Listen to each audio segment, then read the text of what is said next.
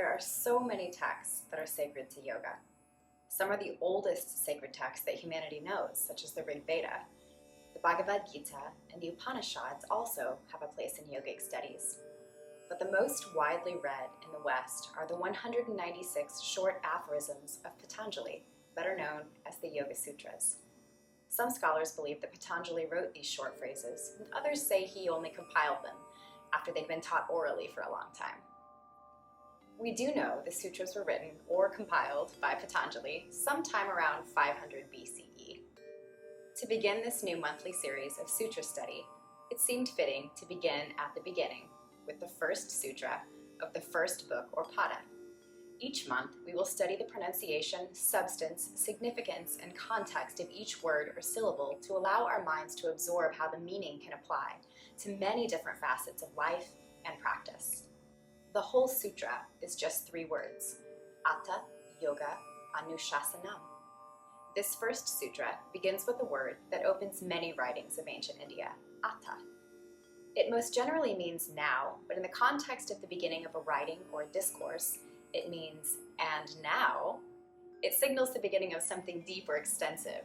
The connotation is that you should stop what you're doing and pay attention. Something is about to happen. The next word is yoga. This means lots of different things, but the word itself originates from the Sanskrit root word yuj, which means to yoke or join. As a practice or spiritual path, yoga aims at connecting the individual consciousness to the universal. Yoga is a non-dualistic monistic system, meaning that the founding principle is that all things are facets or components of the one. Everything, even if it seems separate, is really one thing. The third word, Anushasanam, can be divided into 2 root parts. Anu means the smallest unit, like an atom. It is the most basic substance that makes up all things. It can also refer to the self as an individual. Shasana means discipline, rule, or authority. So taken together, Anushasanam can mean in accordance with the basic rules, or the discipline of, or even self-discipline.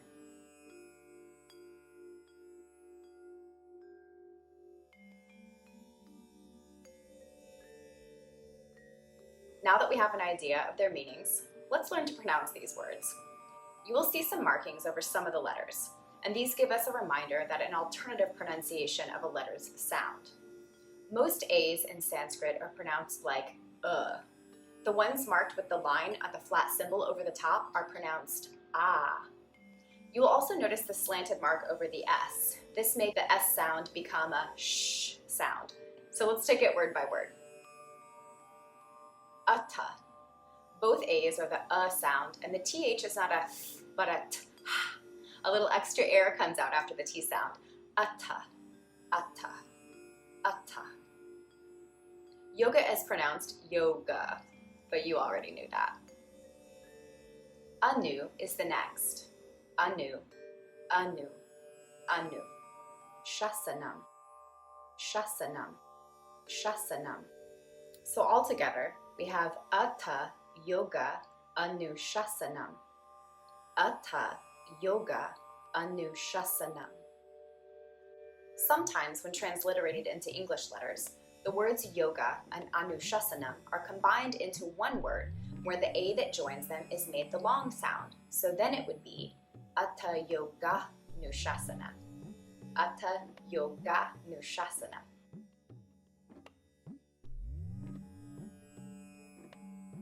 So then what is the significance of the whole sutra as one?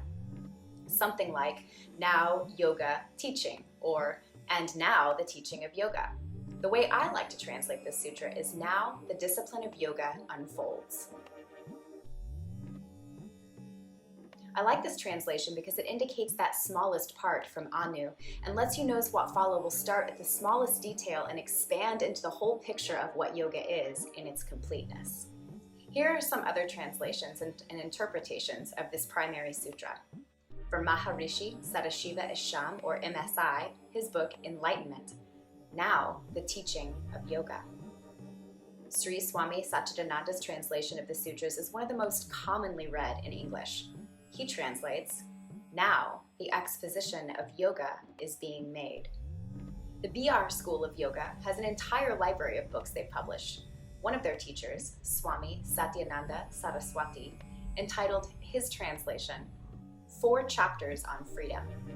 He translates, "Now, therefore, complete instructions regarding yoga." And finally, near and dear to my heart, Nishala Joy Devi's emotional and feminine interpretation of the sutras entitled The Secret Power of Yoga opens this way. With humility, an open heart and mind, we embrace the sacred study of yoga. I feel that if you really want to understand the sutras, it can be tremendously helpful to read many different translations and interpretations. And if you begin to learn the etymology of the Sanskrit, you can understand each sutra in a more abstract, broad, and personal way. So that's the first. Stay tuned as we unfold the study of yoga through the Yoga Sutras of Patanjali. Namaste.